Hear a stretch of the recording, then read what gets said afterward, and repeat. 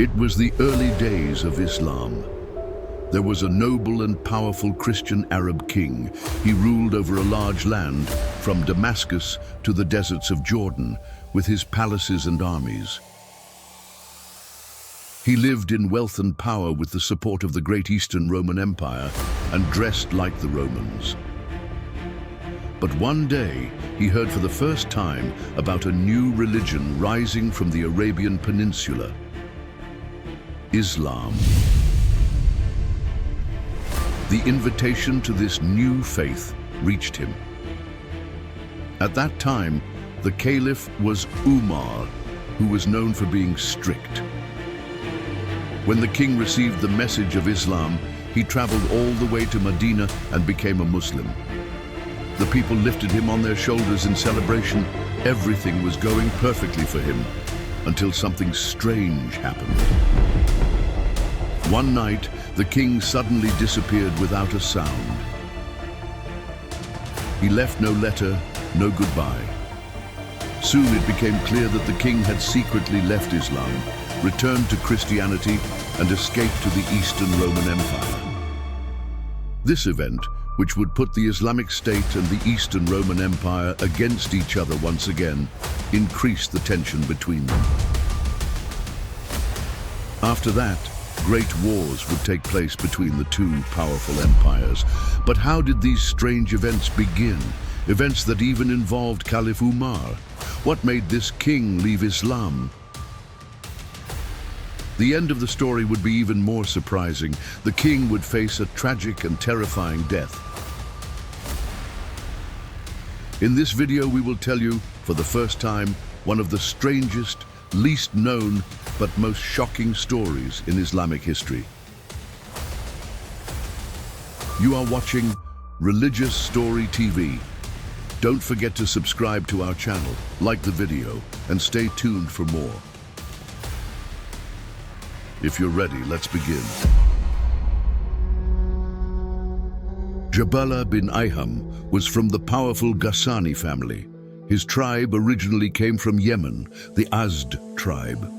Because of this, he was related to the Aws and Khazraj tribes in Medina. The Ghassani kingdom, where he was king, was founded by Arab tribes who had migrated north from Yemen after major disasters like the collapse of the Marib Dam in the 2nd century BC. During these migrations, the Ghassanis settled in what is now Jordan, Syria, and the eastern parts of Palestine. There, the Byzantine Empire, Eastern Rome, recognized them as a buffer and ally kingdom to protect the eastern borders. Officially, they were under Byzantium, but they were independent in their internal affairs. So, they continued as an allied but self-governing kingdom. Jabala bin Ayham became the last king of the Ghassani dynasty. His father Ayham was also a noble from the same family. Jabala was born into this royal house. He received military and political education and was introduced to Roman culture at an early age. He also strongly embraced Christianity. The Ghassanis were a Christian country loyal to Byzantium. This meant they followed the Orthodox branch of Christianity and were closely connected to Rome, both religiously and politically. Jabala carried this belief in both political and cultural ways. The Ghassanis were one of the first major Christian Arab states. Even Hassan bin Thabit, a famous poet and companion of the Prophet who later became Muslim, grew up among the Ghassanis. During Jabala's rule, the Ghassanis were still used by the Byzantines as defenders of the eastern frontier. They were given military support, titles, and tax exemptions. The Ghassani kings were shown great respect in the Byzantine court. Some even took part in official Roman ceremonies, wore Roman clothes, and wore golden crowns. Jabala also continued this tradition. Until that time, the tribes of the Arabian Peninsula had never had any conflict with the Ghassanis, since they shared the same Arab roots. Instead, they had trade and political relations, especially with the northern tribes. However, when Islam began to spread, the power of the Ghassani kingdom started to weaken. Byzantium's internal problems and long wars with the Sassanids forced the Ghassanis to look for new alliances. At the time when Jabala heard the message of Islam, he wanted to accept it. He wrote a letter to Khalifa Umar to inform him and asked for permission to come to Medina. Umar and the Muslims were very happy to receive this news. In his reply, Umar told Jabala that he could come to Medina, and if he became Muslim, he would have all the rights and responsibilities like every other Muslim. So, Jabala set out with 500 horsemen from Akka and Jafan. As he neared Medina, he dressed his men in clothes decorated with silver and embroidery. He also wore his crown, which had an earring passed down from his grandmother. When Jabala entered the city, women, children, and all the people of Medina came out to greet him. Everyone was happy that Jabala had become Muslim and come to Medina. That year, during the Hajj season, Jabala performed Hajj with Umar. While making tawaf, circling the Kaaba, a man from the tribe of Fazara accidentally stepped on Jabala's robe. Jabala became angry, turned to the man, punched him, and broke his nose. The man later complained to Umar. Umar sent a message to Jabala and asked, "Why did you punch that man and break his nose?" Jabala replied, "Yes, he stepped on my robe. If it weren't for the Kaaba, I would have taken out both his eyes." When Umar heard this, he said, "So, you admit your fault. Now you must either make peace with him, or I will apply qisas, equal punishment, to you." Jabala said, "What do you mean? Are you making me, a king, equal to a man from the lower class?" Umar replied, "O Jabala, Islam has made you and him equal. You have no superiority over him except in righteousness. You are the same." Jabala said, "Is that so? I thought I would become more respected and powerful after entering Islam." Umar said, "Islam has made all Muslims equal.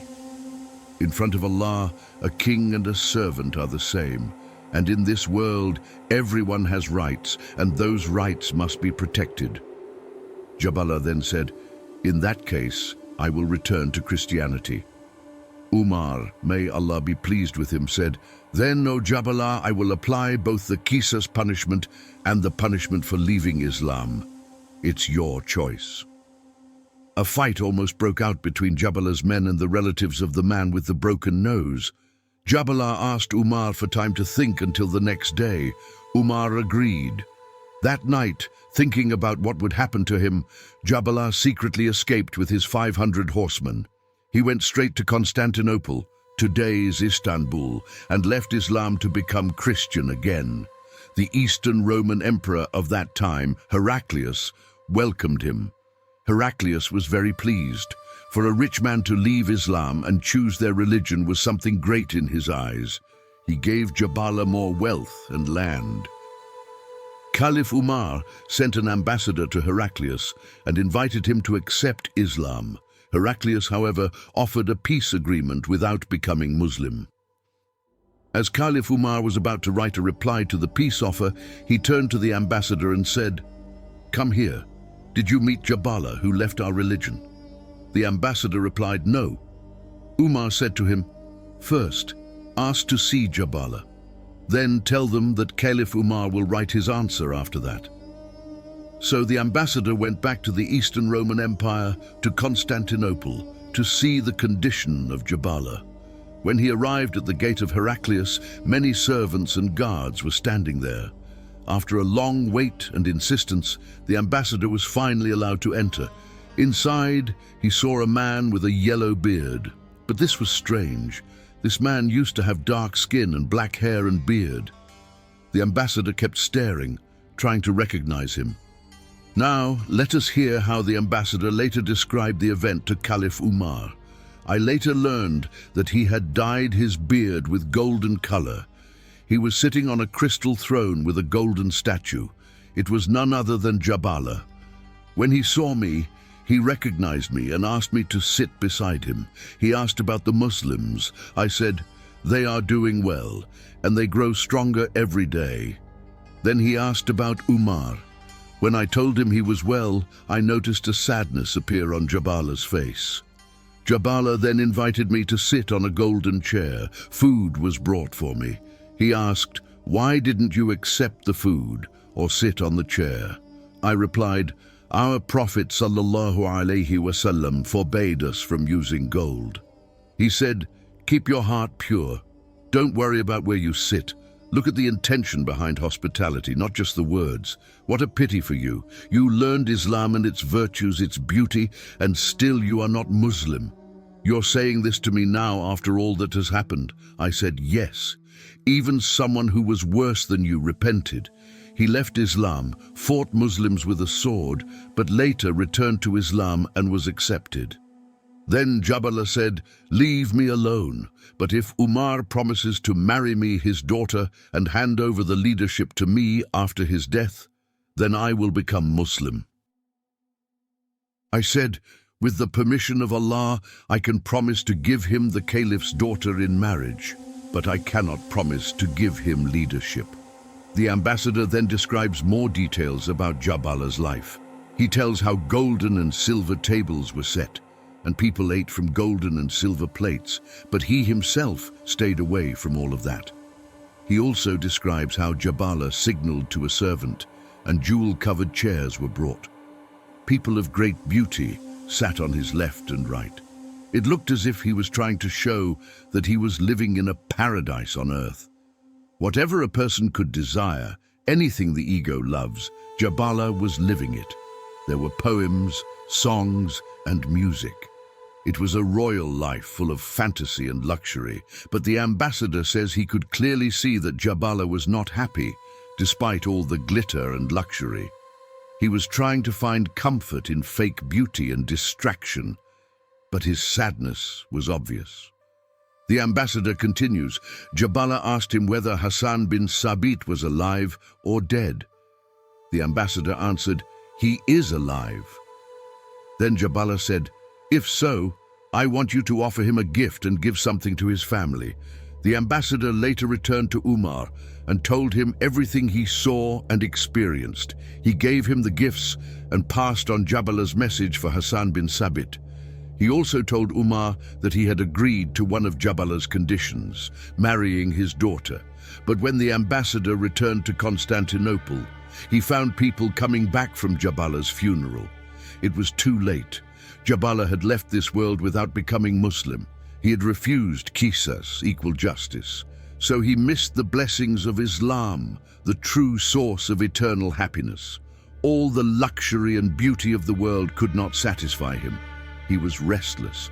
It is said that on his deathbed, in deep sadness from leaving Islam due to his pride, Jabala said, "Pride and stubbornness took me away from the truth. I gave up a healthy eye and bought a blind one. I wish I had been a camel shepherd in the desert. I wish I had been a slave. I wish I had lived in Damascus with a small income, living a simple, lonely life among my people." These were the words Jabala said near the end of his life. But he did not repent, and he died as a disbeliever. His pride and fake kingdom had blinded him. Thrones, gold, jewels, silver, perfumes, women, all kinds of food, all were left behind. As he admitted in his final words, his pride led him away from truth. If only he had accepted qisas, apologized and made peace with the man he hurt, maybe he would have been honored in Islam. If he had lived a simple life as a Muslim in the desert instead of living in a palace as a Christian, he would not have felt regret, and he would not have missed eternal happiness. Jabala did not see himself as equal to other Muslims. He looked down on them and thought he was better, but this attitude was completely against Islam's core understanding of justice. Today, even though modern law systems say everyone is equal, kings, nobles, and ordinary people, can we really say this happens in real life, with a good lawyer, with manipulation, or by finding loopholes in the law? Even modern justice systems fail to protect equality. Isn't that true? But Muslims were living out this principle of equality bravely 1400 years ago. The story of Jabala alone shows how far ahead Islam's justice system was and how it crossed the limits of its time.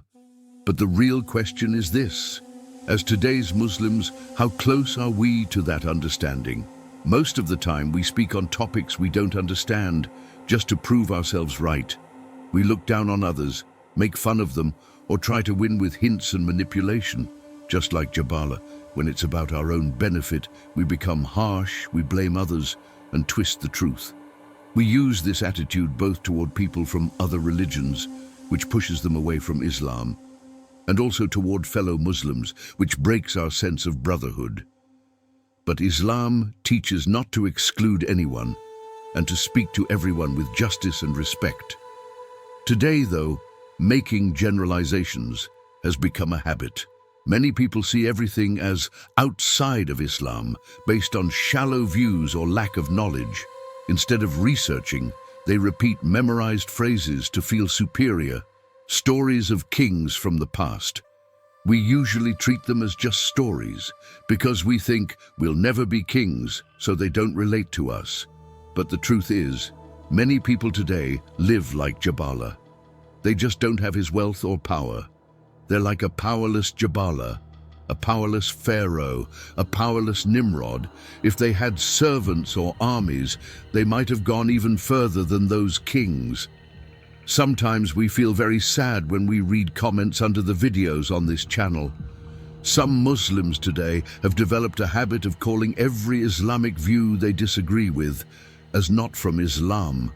They go so far that they even criticize great scholars like Imam Ghazali, Imam Shafi, or Ibn Arabi, even though the topics they criticize were never even controversial in Islamic history. With no real knowledge, without referring to any proper source, they compare themselves to these great scholars, even attack the companions of the Prophet. This is deeply disappointing. Some accept only the Qur'an, others accept only the Qur'an and hadith, rejecting all other Islamic sources. Even on issues where agreement has been reached long ago, new divisions are appearing. Everyone thinks they know everything, but in reality, most know very little or just surface-level things. Still, like Jabala, they look down on others. And sometimes this attitude affects us too. We get pulled in and fall into the same mistake. One of the biggest problems of our time is ego. Simply put, egology. And we also see ourselves affected by it. That's why we continue creating these videos on this channel. Not just to produce content, but to reflect, to learn, and to take lessons for ourselves. We believe the cure for this disease is the struggle against the ego, just like it is explained in Tasawwuf. We accept the guidance of thousands of scholars and saints who were raised with the perspective of the Qur'an and the Sunnah. We're not just producing content, we're also holding up a mirror to our own egos. By Allah's permission and help, we will continue our work with this awareness, and we will keep questioning ourselves too. May Allah correct our egos and make them serve our souls, not rule them.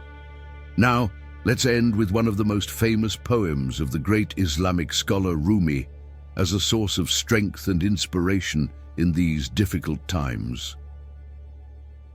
La tahzan, don't be sad. Whatever your sorrow is, take a deep breath and make wudu, then sit quietly in a corner of your room and cry if you wish. You don't even need to speak. He knows you and your troubles better than you do. Remember, when you raise your hands in dua, do it with a broken heart, because the mercy and generosity of Allah fly toward the one whose heart is broken. When someone hits a carpet with a stick, it's not to hurt the carpet, it's to remove the dust. If something doesn't happen, it's either because something better will happen or it was never meant to be. Look at the birds flying in the sky. They neither plant nor harvest. Do you think the one who gives them food will forget you? Just learn how to ask. Don't be sad. If you can see, if you can touch, breathe and walk, then be thankful. Don't tell me what you don't have. Tell me what you do have, dear soul. Don't be sad. Will the nights always be lonely? Will those who left never return? What you've lost may appear again on a rainy night or a fresh spring morning. Know this, there is still beauty in life. Can you imagine a life without ups and downs? Sadness makes you mature, loss teaches you patience. For now, make lots of dua. The harvest is near, dear soul. Love your destiny. If there is pain, love that too. Don't be sad about your illness. Who knows what sins it will wipe away? Don't be sad because you were left alone. It just means your heart still knows how to love. Forget the past. Act like it never happened. Don't take autumn just because a single cloud passed. One day, yes, one day, you'll walk arm in arm with joy. You'll smell the earth after the rain. You'll lift your soul on butterfly wings and fly through the skies with your loved ones. Dear soul, who said a rainbow only has 7 colors? You'll understand what I mean, the difference between looking and truly seeing. Dear soul, the time you're given is not long enough to waste on sadness. Like everyone, one day you too will flap your wings toward eternity. Life moves so fast we don't even notice, but the sand in the hourglass is falling quickly. Do you really have no memory worth holding on to? Don't let go of life's hands. Don't be angry with it. Put on your blues and go outside. Be like the seagulls dancing with the sea. Scream, continue. Life may be mortal, but look at it with eternal eyes. You can't escape loneliness, sadness, or life itself by running. You must stand strong. You must live, dear soul. Life wants to see you in it. Come closer now. Don't forget, the things you never do can't be made up for. And never forget, light has never lost to the night.